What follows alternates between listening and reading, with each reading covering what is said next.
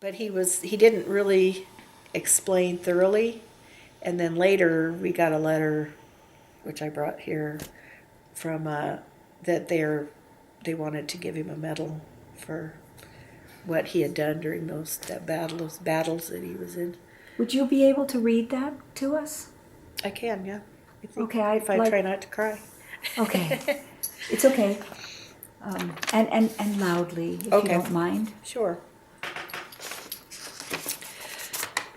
Lance Corporal Murphy is enthusiastically recommended for the Navy and Marine Corps Achievement Medal with Combat Distinguishing Device for heroic service in the superior performance of his duties while serving as Rifleman, 1st Platoon, Company K, 3rd Battalion, 5th Marine Regiment, Combat Team 2, 1st Marine Division, from October 2010 to April 2011 in support of Operation Enduring Freedom. Lance Corporal Murphy's ability to choose safe routes and attention to detail has been instrumental in the success of his squad and the platoon.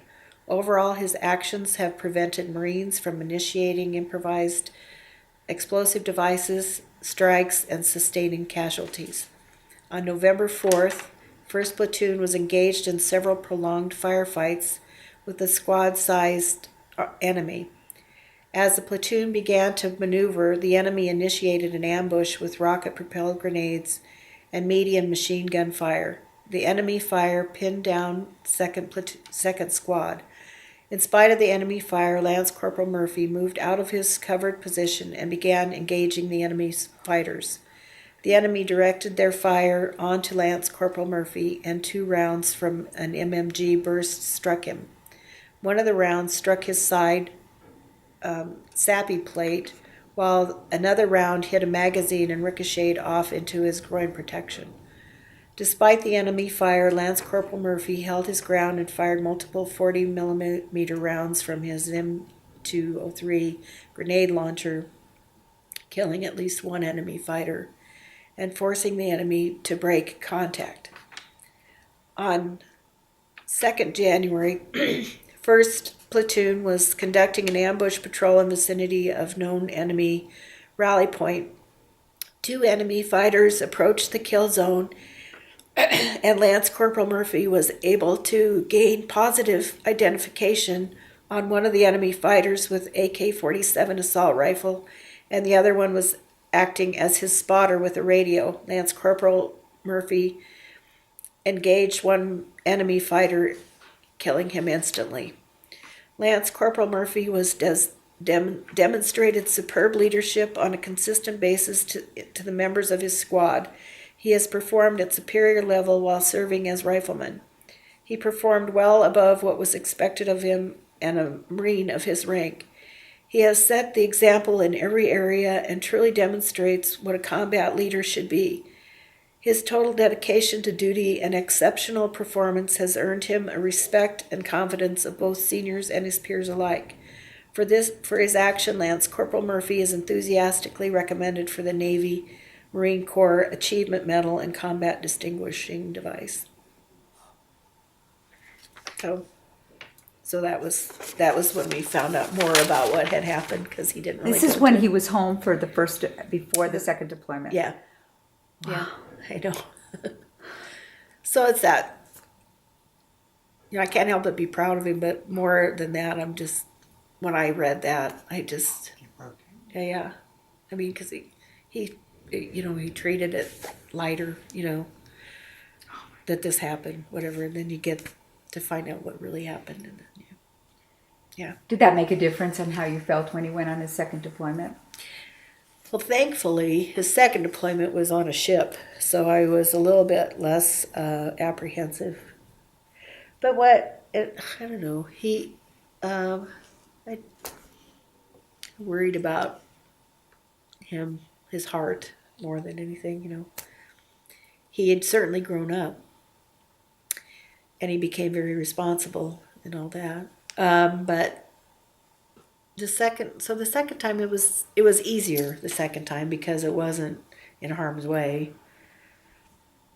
I think he ended up going to Okinawa. So he was in the military for 8 years. He became a of all things, a scout sniper.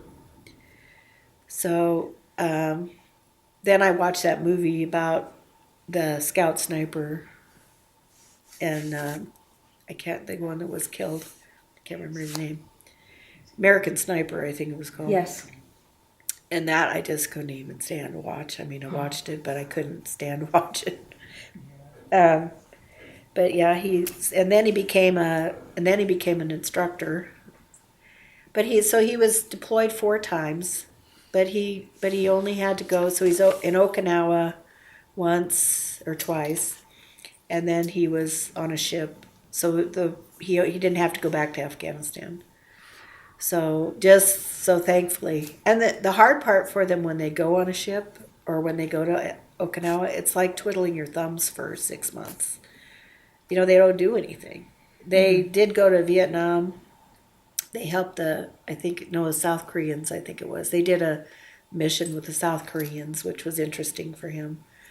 But other than that, he didn't ever want to go back to Afghanistan, but he also was bored, I think. They sit around, they don't do anything. They try to keep busy on the ship or whatever. So, but he was happy to be done with it. Did you talked about your big concern was his heart. Yeah. And were your fears allayed, or was it what you expected or didn't expect as far as how he had changed in that respect? I know when he came home, he was kind of bitter at the people here, kind of like I was with, because people just go about their day and don't think twice about anything. Nobody really thinks about these kids that are over in harm's way. They don't think twice, and some people are angry about them being there. And so when he came back here and he saw how people are just blasé and have everything they want and, don't think twice about anything. So I think at first that was hard on him, and then he kind of acclimated back in. And then I think he was hardened.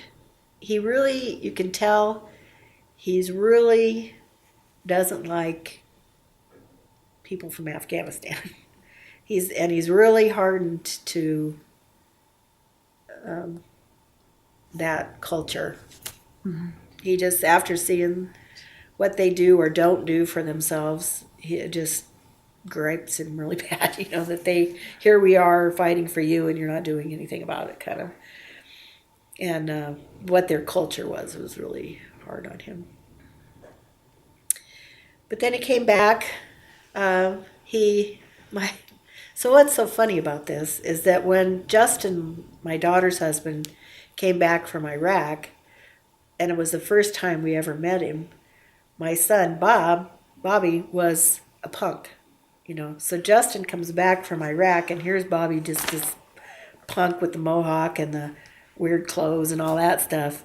And so Justin probably felt the same way that Bobby did when he came back, to go, who is this punk, And Bobby, the same thing. He came back going, who are these people? I don't, and yet Bob had been the same way, And and then Justin, Scout's husband, also gave Bobby some advice, because Justin was also was a lieutenant and then became a captain in the Marines. And he told Bob, he said, 80 to 85% of the Marines come in, they get deployed, they come back, they get a wife, they buy a truck, they have a baby, they divorce their wives, and then now they have a truck to pay for, or the wife takes the truck, and now you got a baby, so don't do that.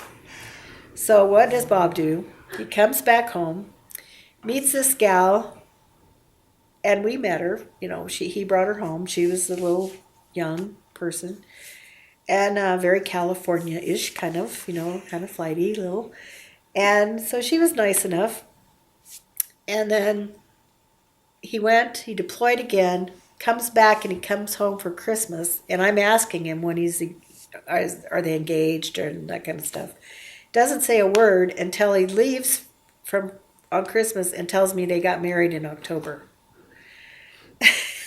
And what is he bought? Bought a truck, you know.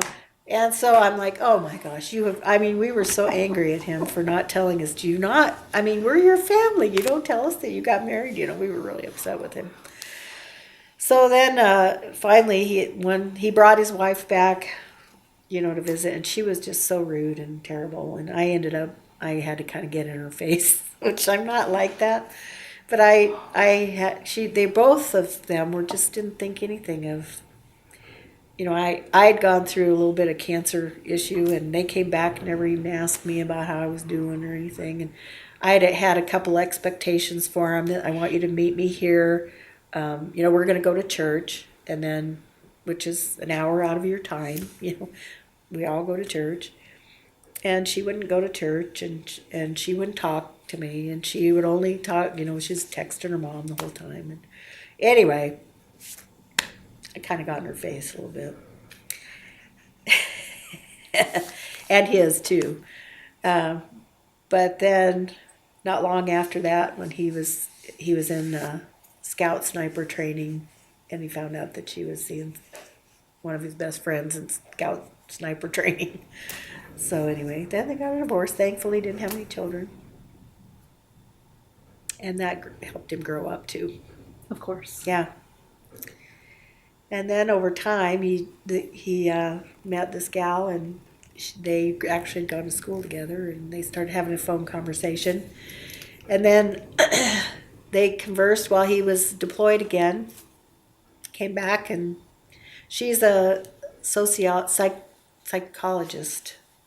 So she's got a master's in psychology. So I asked her if she was always trying to, you know, see what Bob's head was doing. Maybe PTSD or anything like that. She said he's just the kindest person she'd ever met.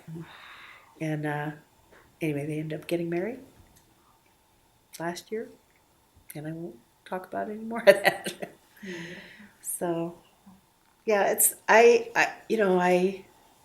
am thankful that my children served, and I'm grateful to them. Because of it, they are just the most amazing citizens you'd ever meet. They are amazing citizens, and I'm so proud of them. If you were to give another mother advice whose son or daughter is about to be deployed, perhaps, or even just join the military, what would you say? I'd say it's the best thing that'll ever happen to your children. But as a mom, you know there's heartache when you're a mom. From the moment your children are born, you're apprehensive, and you don't know how to be a mom, and you don't know what's best for your kids, but you try to steer them or guide them. But I'll tell you, when they get to a certain age, they don't really listen to you anyway. But when they become a military person, they find themselves. They find their strength. They realize that there's more to them than they knew. And then it makes it too, I think what happens is they realize that it's nothing is all about them. It's about others. And I think that gives them a broader view of what humanity should be. You know, that we should look out for each other, and it's not all about me. So I would say yes. But it'll hurt you, and you'll worry, and you'll doubt, but when, you know, and maybe it makes you closer to your faith. It did me. I mean, I became closer to God. He helped me through all of that. So that's what I would say. I hope a mother will be able to hear this one day. Thank you.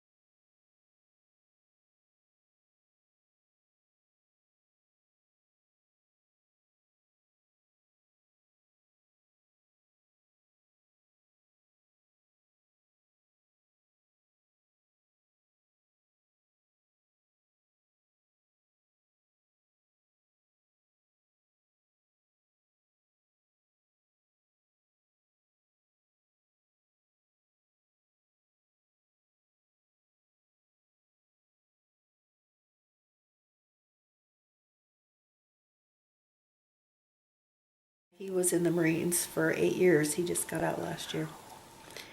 And he was the one that was the most worried. So he ended up in, he was, I wish I could remember all the names and terms of everything, but he was basically called himself a grunt. And, but he had to go to Afghanistan. He went to Sangin, which was it was a place where the English had moved out of because there was no hope for it. And the Marines came in and took over this base. And I guess they landed under fire and everything. So And you knew that he was there. I knew he was going to Sangin, and when I found out what Sangin was, I lost sleep. I mean, it was, when I found out what Sangin meant, you know, my husband and I, neither one, I mean, it was just awful. I mean, it was awful. We lived out in the country, and we rode together to work. We'd drive from the country into Boise. So it was about an hour drive, and we'd come home, we'd just pray no one was in our driveway. I mean, every day. We'd like, oh, please, God, don't let there be a car in front of our house today. And when we'd go to sleep at night, because it's just a country road, if a car would come by, we would just wake up and hold each other's hands until the car went by, you know. He was there for about 8 months.